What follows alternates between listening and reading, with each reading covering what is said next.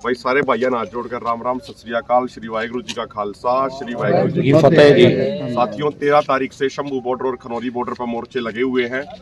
देश के किसान, खासकर हरियाणा पंजाब के किसान अपने हकों के लिए, अपनी मांगों को पूरा कराने के लिए अपने देश की राजधानी दिल्ली में जाना चाहते हैं, लेकिन सरकार पूरा तानाशाही रवैया अपना रही है। आपने देख लिया होगा पिछले 8-9 दिनों में इंजेक्टर, मोटार, आंसू गैस के गोले, 12 बोर के राउंड सीधे किसानों पे फायर किए जा रहे हैं। हमें ऐसे हमारे साथ व्यवहार किया जा रहा है जैसे इस देश के नागरिक ना हो। कहने के लिए तो हमें अन्नदाता कहा जाता है, लेकिन अन्नदाता के साथ ऐसा व्यवहार किया जा रहा है जो देश के ही नागरिकों के साथ नहीं किया जा सकता। मेरी हाथ जोड़ के प्रार्थना है, संयुक्त किसान मोर्चा, गैर राजनीतिक और किसान मजदूर मोर्चा ने कल यानी 21 तारीख की 11 बजे की कॉल दे रखी है। 21 तारीख को 11 बजे हम दिल्ली की तरफ कूच करेंगे और सबसे विशेष बात यह है कि सामने बिल्कुल हमारी लीडरशिप रहेगी, हम सब लोग आगे रहेंगे।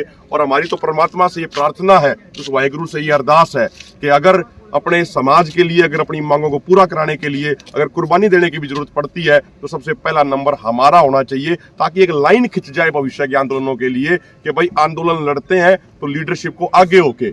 हम ये नहीं चाहते कि हमारे किसी नौजवान भाई के साथ कुछ भी हो, क्योंकि लीडरशिप में हम हैं तो कुछ भी हो तो वो हमारे साथ पहले होना चाहिए।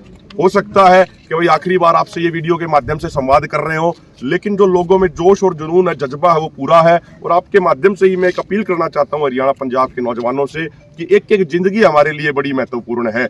हमें पूर्ण तरीके से शांति के साथ रहना है, हमें कोई भी हिंसा नहीं करनी है। सरकार जो हिंसा करे, सरकार जो वायलेंस करे, उसका जवाब हम शांति के साथ देंगे, उसका जवाब हम धैर्य के साथ देंगे। यदि हमारा मोर्चा शांतिपूर्ण रहेगा, यदि हमारा मोर्चा धैर्य के साथ चलेगा, अहिंसक तरीके से चलेगा, तो दुनिया की कोई ताकत नहीं है जो हमें मोर्चा जीतने से रोक सके। सरकार के भी कुछ लोग होते हैं जो लोगों का, आम लोगों के बीच में घुसा के सरकार हिंसा कराने की कोशिश करती है। हमें यह ध्यान रखना होगा कि अगर गलती से भी कोई 1% कोई दूसरा गलत आदमी आके हमारी तरफ से कोई हिंसा करा देता है तो पूरे मोर्चे का बहुत नुकसान होगा। इसलिए मेरी तमाम भाइयों से हाथ जोड़ के प्रार्थना है, आपकी लीडरशिप आपके बीच में रहेगी, बिल्कुल आगे रहेगी यहाँ पे। और हरियाणा पंजाब का कोई भी ऐसा गांव नहीं बचना चाहिए जिसमें से 10 से 15 आदमी कल यहाँ पे खनौरी बॉर्डर पे या शंभू बॉर्डर पे ना पहुंचे। ये हमारी फसल की, नस्ल की, इन छोटे छोटे बच्चों के भविष्य को बचाने की लड़ाई है। हमें और कुछ नहीं चाहिए, इन छोटे बच्चों का भविष्य बचाना है। इसलिए आज हमें मजबूती से खड़ा होना पड़ेगा। आजादी के आंदोलन में भी लोगों ने कुर्बानियां दी थी जब देश को आजादी मिली थी।